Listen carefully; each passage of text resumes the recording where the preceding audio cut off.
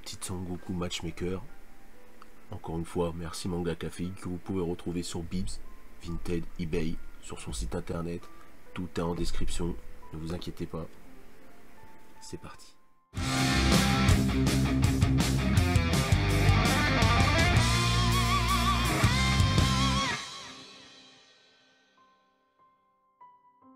Allez, c'est parti. Et chaque fois, de toute façon, c'est toujours la même chose. La boîte, elle a l'air incroyable. Avec la petite C17 qui est au-dessus de moi, on va les mettre ensemble après. Et là, on se l'ouvre maintenant. Hop. C'est l'air un peu maintenant pour ouvrir les boîtes, hein. Avec le petit couteau. Le petit couteau, oh là là, le petit ciseau qui coupe. De fou. Donc, normalement, la Sangoku devrait être minuscule.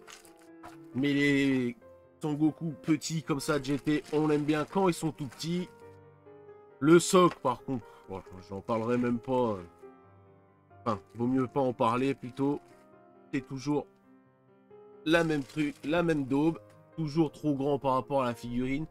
Je sais pas pourquoi ils font ça, mais bon. Voilà, donc la Sangoku étant une pièce. Et ça, c'est cool.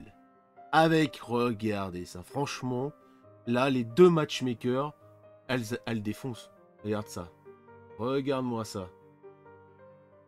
Voilà. Ah, par contre, ouais, sur les sourcils, ça fait un petit peu trop Majin Vegeta, là, Majin Goku. Mais en vrai, là, on dirait que c'est vachement prononcé sur la caméra, alors qu'en vrai, pas tant que ça, quoi. Ça choque moins que sur la caméra. Je sais pas si on voit ce que je veux dire, on comprend ce que je veux dire, mais... Les cheveux, pareil, un peu mis en arrière, comme ça, pour l'effet dynamique de l'attaque, pour montrer qu'il part en puissance, comme ça. Vraiment stylé. Comment dire, le sculpte est super bien détaillé, les proportions sont respectées.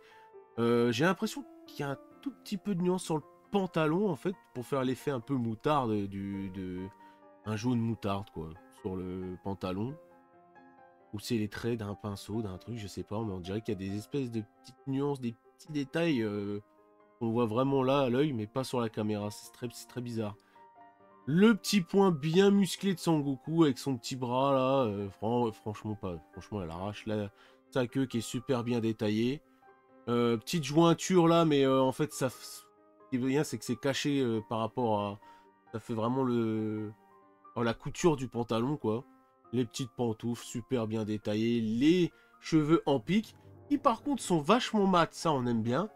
Mais le fait qu'il manque des nuances, ça gâche un... Mais vraiment, c'est pour chipoter vraiment un tout petit peu la figurine. Mais ouais, comme je le dis, c'est vraiment pour chipoter. Bon là, une petite jointure, mais ça on est habitué. Ils ont essayé de la cacher au-dessus. Oh là là, cette mèche-là, en fait, si vous voulez, elle est enfoncée. Donc on voit qu'il y a une petite jointure.